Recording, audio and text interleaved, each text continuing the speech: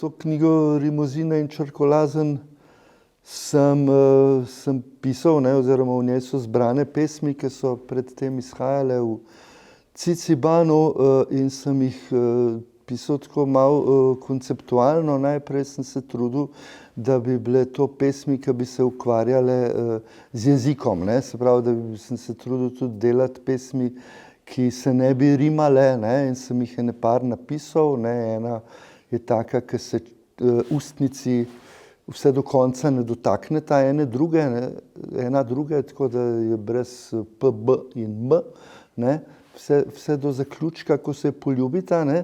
Pol eno drugo sem napisal o teh črkah, ki imajo kronice, ne, kakor te, ki se pri nas reče strešice, ne. Ampak pa mi je pa nekako zmanjkalo, ne, sem se trudil delati te, bi rekel, ki mi gre malo na živce, ne, da je tako samoumevno, da je pesem nekaj, kar se rima in da sem tudi jaz v resnici kar nekaj k tej predstavi, ne, pripomogel, ne, ker tudi sem padel v to, da v glavnem rimane pesmi pišem. No, in pa, ko mi je zmanjkalo idej za te nerimane pesmice, sem pa začel pisati rimane o tem, kako, mislim, ki so pač na različne načine se poigravale z jezikom. No, čist na koncu, ne, ko mi je seveda tudi to zmanjkalo, tega, mislim, zmanjkalo ideje, o čem še, me pa ena znanka prosila,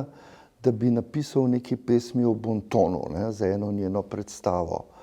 In sem jaz najprej se zelo uprl, ker se mi je zdelo to nekako neprimerno, da bi težil otrokom okrog tega, ne vem, s katero roko naj si po nosu vrtajo ali pa te reči, ne. Skratka, najprej nisem hotel napisati, potem pa sem od nje slišal, ker ima par otrok in izkušnje z njimi, ne, da pa pravzaprav otroci potrebujejo malo pač opozoril na to, kaj je prav, pa kaj ni prav, da se pač ne sme ljudi prekinjati sred pogovora, da se v gledališču ne sme govoriti.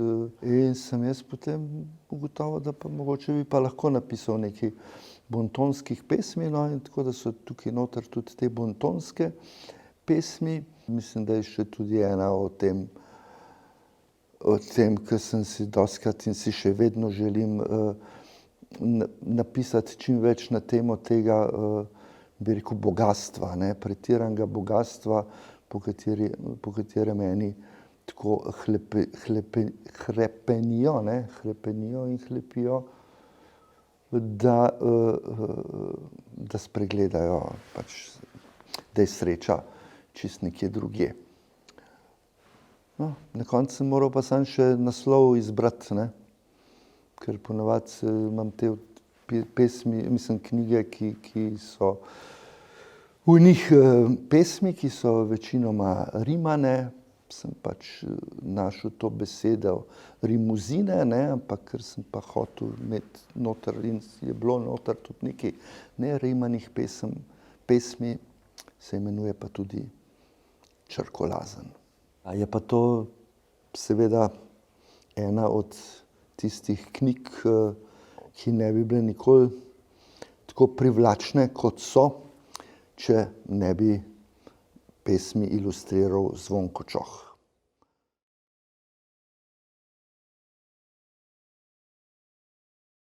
Ko se lotevam ilustracij v knjigah, vedno se trudim pač poiskati neko osnovo oziroma nekaj, kar mi potem služi kot inspiracija za likovno podobo. Zdaj, Boštjanova zgodba me je pritegnila prav zaradi tega, ker me je že kot otroka tudi mene v bistvu zanimalo vesolje. Ker sem bil star približno 5 let, mi je sestra pripravila zelo podobno potovanje na Luno, kot je opisano v tej knjigi. Mi sva sicer imela vesoljske ladje v obliki škatle, je bila pa pač sestavljena iz fotelja in blazin. Zdaj, ta dogodek mi je ostal zelo živo v spominu. Spomnim se pa tudi tega, da sem potem še zelo dolgo razlagal vsem, kako sem bil čist zares na Luni. Likovno sem se ilustracij lotil v mešani tehniki. Večinoma sem uporabljal gvaš in nekaj akvarela. Za Gvas sem se odločil, ker mi je omogočil bolj neko tako plastično modelacijo, pa tudi nekako lažje sem prišel do teh nekoliko bitih pastelnih tonov. Lahko bi rekel, da so bile barve kar tako malo spominjajo na plastelin. Zdaj, zakaj je temu tako, pa ne bom povedal, da ne izdam konca knjige. Kar se likov tiče, našega junaka, se pravi astronavta, večinoma lebdita. S tem ilustracije pričarajo nek ta občutek lebdenja v breztežnostnem prostoru in tudi nekako tako upočasnijo gibanje.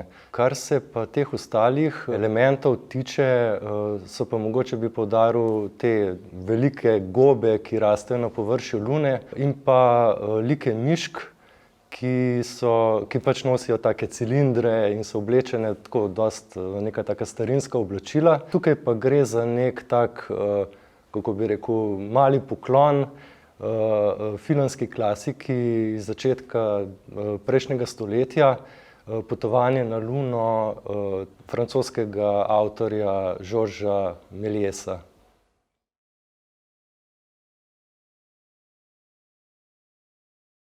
Tri špehbombe so v bistvu biciklističen road trip po celi Franciji, zakamufliran v roman o medvrstniškem šikaniranju.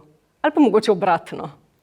Roman pa govori še o marsičem drugem, o različnih družinah, o problemih samopodobe za tiste, ki ne ustrezajo nemogočim lepotnim idealom, ki jih pač družba nalaga predvsem dekletom in ženskam. Govori o dobri hrani, o prvi predsednici države, o Twitter kulturi in medijih v času kislih kumaric, seveda o prijateljstvu in še o marsičem. Glavna junakinja, Mireille, mi je takoj zlezla pod kožo, ker je v bistvu tak ježok. Ostre budice ima, ampak v resnici je strašno mehka dušica. In ravno zato to svojo toplino in občutljivost in ranljivost skriva za ščitom pikrosti, ironije. Ima pa na srečo tudi izjemen smisel za humor. Roman je bilo zanimivo prevajati najprej zaradi tega, ker se v njem znajdejo vsi mogoči tipi besedil, ni samo neka zgodba, pa dialogi seveda med najstnicami, pa starši, pa ne samo starši, ampak tudi s strankami, ki kupujejo klobase, zakaj ne bom izdala, do pogovorov z novinarji in politiki. Notri se znajdejo spletni komentarji, novinarski članki, objave na Twitterju, slam poezija, na hitro skovan sonet, ki ga Mireille napiše na poti za serviserje koles, zakaj boste zvedeli v knjigi. Vse to sestavlja en tak zelo simpatičen besedilni mozaik. Ena glavnih stvari je pa seveda humor. In s humorjem je pri prevajanju težava ta, da se ga ne da prevajati rutinsko in na ukaz. Tipa, ura je 9 zjutraj v ponedeljek in do 8:30 bomo prevedli 2 dovtipa, en smešen opis in eno besedno igro. Zadeva pač ne funkcionira tako. Tako da včasih prebereš kakšen vic, pa se ti takoj utrne ideja, kakšen bi lahko bil v slovenščini. Včasih ga prebereš, pa se smeješ, pa se nehaš smejati, ker ugotoviš, da nimaš najmanjšega pojma, kako bi to lahko delovalo v prevodu. In potem to vrtiš in obračaš in si študiozno delaš zapiske in potem mogoče enkrat, ko sploh ne misliš na to, nenadoma pride ideja. Skratka, navdih pride, kadar pride. Glavno se mi pa zdi pri prevajanju humorja, da se pri tem tudi sama zabavaš, ker če se ne zabavaš pri prevajanju, kako se bojo potem tvoje bralke in bralci zabavali pri branju. Ne spomnim se, ali sem se smejala na glas, najbrž kdaj tudi. Vsekakor sem se tudi posvetovala s kom, pa preizkušala reakcije. Če se nekdo ne smeje, pa če se še nekdo ne smeje, potem mogoče ideja ni tako zelo uspešna. Ampak ja, strašno sem se zabavala.